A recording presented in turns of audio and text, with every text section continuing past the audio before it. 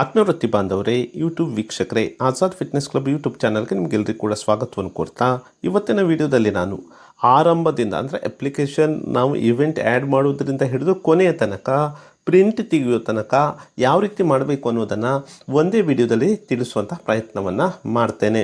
ಆದಮೇಲೆ ನೀವೀಗ login ಆಗ್ತೀರಿ. Login ಆದಮೇಲೆ ಮೊದಲಿಗೆ ನಾವು ಒಂದು ವಿದ್ಯಾರ್ಥಿಯ ಸ್ಯಾಟ್ಸ್ ನಂಬರನ್ನು ಹಾಕಬೇಕಾಗತ್ತೆ. ಸೊ ಅದಾದಮೇಲೆ ಫೆಚ್ ಮೇಲೆ ಕ್ಲಿಕ್ ಮಾಡ್ತೀರಿ. ಫ್ಲೆಚ್ ಮೇಲೆ ಕ್ಲಿಕ್ ಮಾಡ್ತಾನೆ ಇದೀಗ ಕೆಳಗಡೆ ನೀವು ಡ್ರ್ಯಾಗ್ ಮಾಡ್ತಾ ಬರಬೇಕು. ಆ ಒಂದು ವಿದ್ಯಾರ್ಥಿಯ ಈವೆಂಟನ್ನು ಇಲ್ಲಿ ನಾವು ಹಾಕಬೇಕಾಗತ್ತೆ. ಕೆಟಗರಿ ಇಂಡಿವಿಜುವಲ್ ಸೆಲೆಕ್ಟ್ ಮಾಡ್ತೇನೆ, ಗೇಮ್ಸನ್ನು ಸೆಲೆಕ್ಟ್ ಮಾಡ್ತೇನೆ. ಸೊ ಅದಾದ ಮೇಲೆ ಫೆಚ್ ಆಗುತ್ತೆ. ಅದಾದ ಮೇಲೆ ಇಲ್ಲಿ ನೀವು ಕಾಣ್ತೀರಿ ಕೆಳಗಡೆ ಸೆಲೆಕ್ಟ್ ಈವೆಂಟ್, ಯಾವ ಈವೆಂಟನ್ನು ನೀವು ಆಯ್ಕೆ ಮಾಡಬೇಕಂತ ಇದ್ದೀರಿ. ನಾನು ಕರಾಟೆನ ಆಯ್ಕೆ ಮಾಡಿದ್ದೇನೆ. ಅದಾದ ಮೇಲೆ ಕೆಳಗಡೆ ಯಾವ ವೆಯ್ಟ್ ಕೆಟಗರಿ 50 kg ನಾನು ಸೆಲೆಕ್ಟ್ ಮಾಡ್ತೇನೆ. ಸೊ ಸಬ್ ಇವೆಂಟಲ್ಲಿ 50 kg. ಇದಾದ ಮೇಲೆ ಆ್ಯಡ್ ಇವೆಂಟ್ ಮೇಲೆ ಕ್ಲಿಕ್ ಮಾಡ್ತೇನೆ. ಈಗ ಈವೆಂಟ್ ಆ್ಯಡೆಡ್ ಸಕ್ಸಸ್ಫುಲಿ. ಸೊ ಹಂತ 1 ಆಯಿತು. ಹಂತ 1ರಲ್ಲಿ ನಾನು ಈವೆಂಟನ್ನು ಆ್ಯಡ್ ಮಾಡಿದ್ದೇನೆ. ಹಂತ 2ಅಲ್ಲಿ ವ್ಯೂ ಮೇಲೆ ಕ್ಲಿಕ್ ಮಾಡಿ ನಾನು ಕೆಳಗಡೆ ಬಾಟಮಿಗೆ ಹೋಗ್ತೇನೆ. ಇಲ್ಲಿ ಸರ್ಟಿಫಿಕೇಟ್ ಆಫ್ ಎಲಿಜಿಬಿಲಿಟಿ ಅಂತ ಇದೆ. ಇಲ್ಲಿ ನಾನು ಕೊನೆಗೆ ಬರಬೇಕು. ಕೊನೆ ಅಂದರೆ ಲಾಸ್ಟಿಗೆ ಬರ್ತೇನೆ. ಸೊ ಡ್ರ್ಯಾಗ್ ಮಾಡಿದ್ದೇನೆ, ಕೊನೆಯಲ್ಲಿ ಬರ್ತೇನೆ. ಸೊ ಇಲ್ಲಿ ನಮಗೆ ವಿದ್ಯಾರ್ಥಿಯ ಪರ್ಸ್ನಲ್ ಐಡೆಂಟಿಫಿಕೇಷನ್ ಮಾರ್ಕ್ಸನ್ನು ತುಂಬಲಿಕ್ಕೆ ಇರುತ್ತೆ. ಅದರ ಮೇಲ್ಗಡೆ ಇರುವಂತಹ ಡೇಟ್ ಆಫ್ ಬರ್ತ್, ತಂದೆ ತಾಯಿ ಹೆಸರು, ಅದನ್ನು ಒಮ್ಮೆ ಚೆಕ್ ಮಾಡಿ ನೋಡಿ ಸರಿಯಾಗಿದೆ ಅಂಥೇಳಿ. ಸೊ ಇಲ್ಲಿ ನಾನು ಆ ಒಂದು ವಿದ್ಯಾರ್ಥಿಯ ಪರ್ಸನಲ್ ಐಡೆಂಟಿಫಿಕೇಷನ್ ಮಾರ್ಕ್ಸನ್ನು ಆ್ಯಡ್ ಮಾಡ್ತೇನೆ. ಅದಾದ ಮೇಲೆ ನೆಕ್ಸ್ಟ್ ಸ್ಟೆಪ್ ಬರುತ್ತೆ ಟ್ರ್ಯಾಕ್ ಸೂಟ್ ಸೈಜನ್ನು ನೀವು ಹಾಕ್ತೀರಿ. 2 ಡಿಜಿಟ್ 26. ಶೂ ಸೈಜನ್ನು ಹಾಕ್ತೀರಿ. ಇಲ್ಲಿ ಸಿಂಗಲ್ ಡಿಜಿಟನ್ನು ಹಾಕಿ 10ರಿಂದ ಜಾಸ್ತಿ ಆದರೆ ಮಾತ್ರ ಡಬಲ್ ಡಿಜಿಟನ್ನು ಹಾಕಬೇಕು.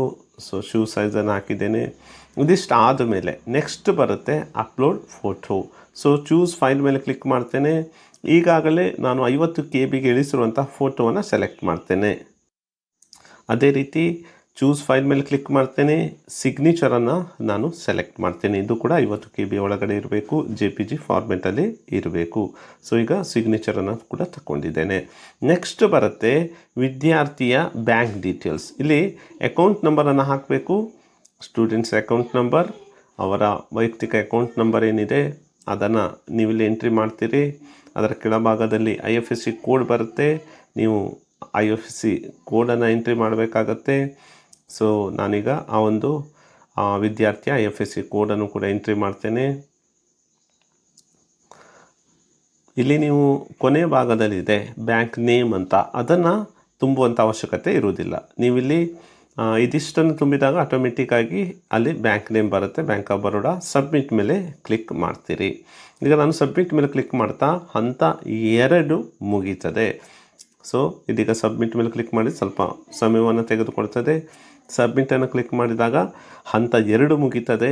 ನಮ್ಮ ಮುಂದಿನ ಹಂತ ಬರುತ್ತೆ ಪೋಷಕರ ಕನ್ಸೆಂಟ್ ಲೆಟರನ್ನು ತುಂಬುವಂಥ ಹಂತ. ಇದು ವೆರಿ ಇಂಪಾರ್ಟೆಂಟ್ ಹಂತವಾಗಿರುತ್ತೆ. ಸೊ ಇಲ್ಲಿ ಡಿಕ್ಲರೇಷನ್ ಫಾರ್ಮ್ ಬಂದಿದೆ ನೋಡಿ. ಇಲ್ಲಿ ಡಿಕ್ಲರೇಷನ್ ಫಾರ್ಮ್ ಬಂದಿದೆ. 2 ಹಂತ ದಾಟಿದೆ. 3ನೇ ಹಂತದಲ್ಲಿ ಡಿಕ್ಲರೇಷನ್ ಫಾರ್ಮ್ ಬಂದಿದೆ. ಇಲ್ಲಿ ಮೇಲ್ಭಾಗದಲ್ಲಿ ಒಂದು ಸ್ಕ್ವೇರ್ ಕಾಣ್ತದೆ. ಆ ಸ್ಕ್ವೇರ್ ಮೇಲೆ ನೀವು ಕ್ಲಿಕ್ ಮಾಡ್ತೀರಾ, ಐ ಅಕ್ಸೆಪ್ಟ್ ಡಿಕ್ಲರೇಷನ್ ಅಂತ ಹೇಳಿ. ಸೊ ಅಲ್ಲಿಂದ ನಾವು ಸ್ಕ್ವೇರ್ ಮೇಲೆ ಕ್ಲಿಕ್ ಮಾಡಿ ಇಲ್ಲಿಂದ ನಮ್ಮ ಡಿಕ್ಲರೇಷನ್ ಫಾರ್ಮನ್ನು ತುಂಬುವಂಥ ಕೆಲಸವನ್ನು ಆರಂಭಿಸಬೇಕು. So I accept the declaration. Okay, ಅದರ ಮೇಲೆ ಕ್ಲಿಕ್ ಮಾಡಿದ್ದೇನೆ. ಚೂಸ್ ಫೈಲ್ ಮೇಲೆ ಕ್ಲಿಕ್ ಮಾಡ್ತೇನೆ. ಇಲ್ಲಿ ನಾನೀಗ ವಿದ್ಯಾರ್ಥಿಯ ಪೋಷಕರ ಕನ್ಸೆಂಟ್ ಲೆಟ್ರನ್ನು PDF ಫಾರ್ಮೆಟಲ್ಲಿ ತುಂಬಿ ರೆಡಿ ಮಾಡಿ ಇಟ್ಟಿರ್ತೇನೆ. ಅಲ್ಲಿ ಫೈಲ್ಸ್ ಮೇಲೆ ಕ್ಲಿಕ್ ಮಾಡ್ತೇನೆ. ಇದೀಗ ಎಲ್ಲಿ ಆ ಒಂದು ಕನ್ಸೆಂಟ್ ಲೆಟ್ರ್ ಇದೆ ಆ ಒಂದು ಫೈಲನ್ನು ಸೆಲೆಕ್ಟ್ ಮಾಡ್ತೇನೆ. ಅದಾದ ಮೇಲೆ ವೆರಿ ಇಂಪಾರ್ಟೆಂಟ್, ಈ ಪ್ರೊಸೀಜರನ್ನು ನೀವು ಸರಿಯಾಗಿ ಮಾಡ್ತಾ ಇದ್ದರೆ ನಿಮ್ಮ ಮುಂದೆ ಹೋಗ್ಲಿಕ್ಕಾಗಲ್ಲ. ಇಲ್ಲಿ ಅಪ್ಲೋಡ್ ಫೈಲ್ ಅಂತ ಏನಿದೆ ಅದರ ಮೇಲೆ ಕ್ಲಿಕ್ ಮಾಡಬೇಕು. ಸೊ ಇಲ್ಲಿ ಅಪ್ಲೋಡ್ ಫೈಲ್, ಸಬ್ಮಿಟ್ ಅಲ್ಲ, ಬದಲಾಗಿ ಅಪ್ಲೋಡ್ ಫೈಲ್ ಮೇಲೆ ಕ್ಲಿಕ್ ಮಾಡಬೇಕು. ಈಗ ಸ್ವಲ್ಪ ಸಮಯವನ್ನು ತೆಗೆದುಕೊಳ್ತದೆ. ಆ ಫೈಲನ್ನು ಏನು ಅಪ್ಲೋಡ್ ಮಾಡಲಿಕ್ಕೆ ಸ್ವಲ್ಪ ಸಮಯವನ್ನು ಅದು ತೆಗೆದುಕೊಳ್ತದೆ. ನೀವು ವೆಯ್ಟ್ ಮಾಡಬೇಕಾಗತ್ತೆ. ಸೊ ಅಲ್ಲಿಯವರೆಗೆ ನೀವು ಜಾಸ್ತಿ ನೆಟ್ವರ್ಕ್ ಇರುವ ಜಾಗದಲ್ಲಿ ಅಥವಾ ನೆಟ್ವರ್ಕ್ ಸ್ಪೀಡ್ ಇರುವಂಥ ಜಾಗದಲ್ಲಿ ನೀವು ಇದೊಂದು ಮಾಡಿ. ಯಾಕಂದರೆ ಇಲ್ಲ ಅಂದರೆ ನೀವು ಜಾಸ್ತಿ ಸಮಯವನ್ನು ವೇಸ್ಟ್ ಮಾಡಬೇಕಾಗತ್ತೆ. ಸೊ ಇಲ್ಲಿ ನಾನು ಅಪ್ಲೋಡ್ ಫೈಲ್ ಮೇಲೆ ಕ್ಲಿಕ್ ಮಾಡಿದ್ದೇನೆ. ಈಗ ಫೈಲ್ ಅಪ್ಲೋಡ್ ಆಗ್ತಾ ಇದೆ.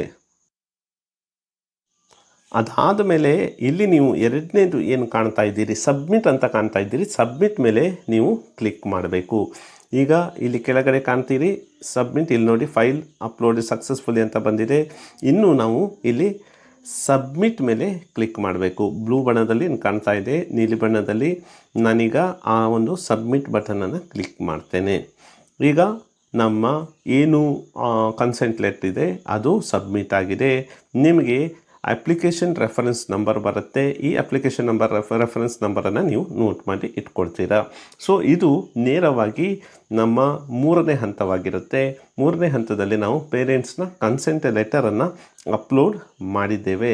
ಸೊ ಇಲ್ಲಿ ನಾವು ಗಮನಿಸಬೇಕಾದದ್ದು ಏನಂದರೆ, ಇದು ವೆರಿ ವೆರಿ ಇಂಪಾರ್ಟೆಂಟ್ ಆಗಿರುತ್ತೆ. ಈ ನಂಬರನ್ನು ನೀವು ನೋಟ್ ಮಾಡಿ ಇಟ್ಕೊಳ್ತೀರಿ. ಒಂದು ವೇಳೆ ಇದನ್ನು ಕಳ್ಕೊಂಡ್ರೆ ನೀವು P26 ಅಂತ ಹೇಳಿ ನೆಕ್ಸ್ಟು ನಿಮ್ಮ ಸ್ಯಾಟ್ಸ್ ನಂಬರನ್ನು ಹಾಕಿದರೆ ಅಲ್ಲಿಯೂ ಕೂಡ ನಿಮಗೇನು ಮಾಡ್ಬೋದು ಅಂದರೆ ಅದೇ ರೆಫರೆನ್ಸ್ ನಂಬರ್ ಆಗಿರುತ್ತೆ.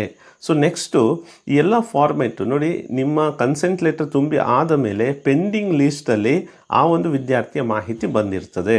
ಸೊ ನೀವು ಕನ್ಸೆಂಟ್ ಲೆಟ್ರನ್ನು ಅಪ್ಲೋಡ್ ಮಾಡದ ಹೊರತು ಪೆಂಡಿಂಗ್ ಲಿಸ್ಟಲ್ಲಿ ಬರಲ್ಲ. ಇಲ್ಲಿ ಪೆಂಡಿಂಗ್ ಲಿಸ್ಟಲ್ಲಿ ನಿಮಗೆ ಆ ಒಂದು ವಿದ್ಯಾರ್ಥಿಯ ಏನು ಈವೆಂಟನ್ನು ನೀವು ಆ್ಯಡ್ ಮಾಡಿರ್ತೀರಿ ಅದು ಕಾಣುತ್ತದೆ.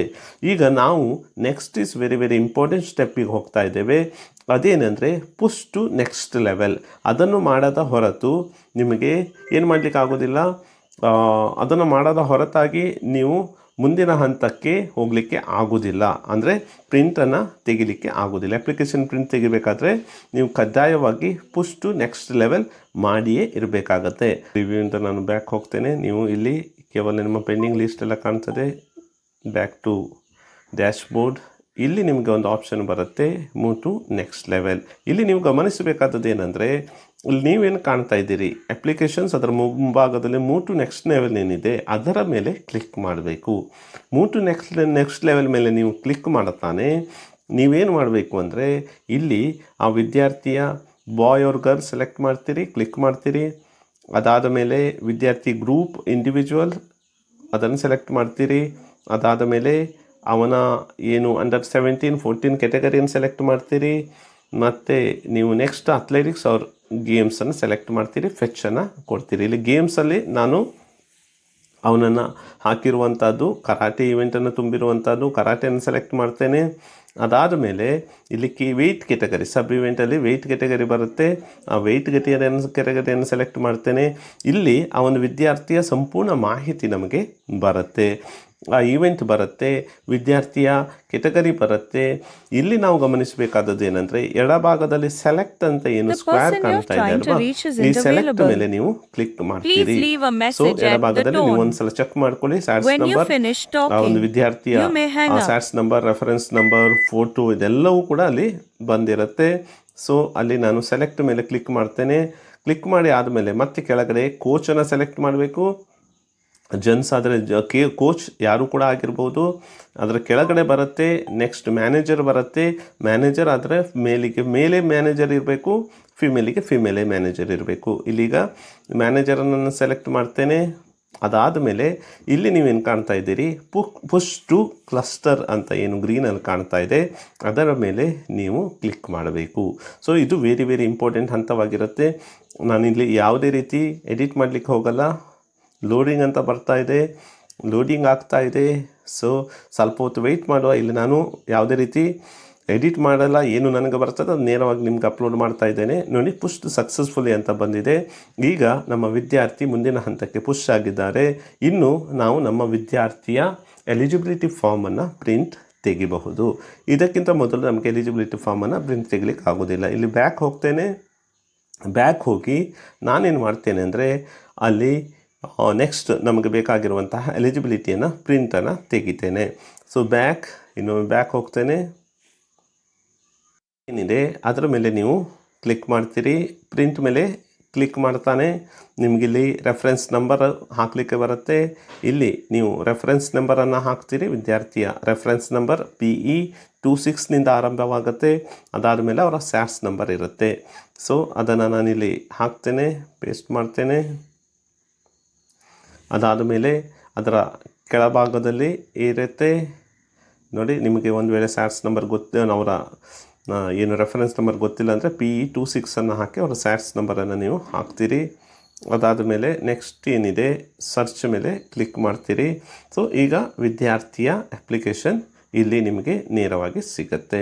ಸೊ ವಿದ್ಯಾರ್ಥಿ ವೈಯಕ್ತಿಕ ಮಾಹಿತಿ ಎಲ್ಲ ಇರೋದ್ರಿಂದಾಗಿ ಈ ಅಪ್ಲಿಕೇಶನನ್ನು ನಮಗೆ ತೋರಿಸ್ಲಿಕ್ಕೆ ಹೋಗಲ್ಲ. ಸೊ ಈ ಒಂದು ಅಪ್ಲಿಕೇಶನನ್ನು ನೀವು ಯಾವುದೇ ರೀತಿ ಶೇರ್ ಮಾಡ್ಬೋದು, ವಾಟ್ಸಪ್ ಮೂಲಕ ಶೇರ್ ಮಾಡ್ಬೋದು, ಅಥವಾ ಇನ್ನಿತರ ಸೋಷಿಯಲ್ ಮೀಡಿಯಾದ ಮೂಲಕ ಶೇರ್ ಮಾಡ್ಬೋದು, ಅಥವಾ ಪ್ರಿಂಟನ್ನು ಕೊಟ್ಟು ಅಲ್ಲಿ ಡೈರೆಕ್ಟಾಗಿ ಪ್ರಿಂಟನ್ನು ತೆಗಿಲಿಕ್ಕೆ ಅವಕಾಶ ಇದೆ. ಈ ಮೂಲಕ ನಾವು ಇವತ್ತಿನ ಈ ಒಂದು ವಿಡಿಯೋದಲ್ಲಿ ಎಲಿಜಿಬಿಲಿಟಿ ಫಾರ್ಮನ್ನು ತುಂಬುವುದರಿಂದ ಹಿಡಿದು ಕೊನೆಯ ತನಕ, ಅಂದರೆ ಅದರ ಪ್ರಿಂಟನ್ನು ತೆಗೆಯುವ ಆಪ್ಷನ್ ತನಕವೂ ಕೂಡ ನೋಡಿದ್ದೇವೆ. ಈ ಒಂದು ವಿಡಿಯೋವನ್ನು ವೀಕ್ಷಿಸಿದ ತಮಗೆಲ್ಲ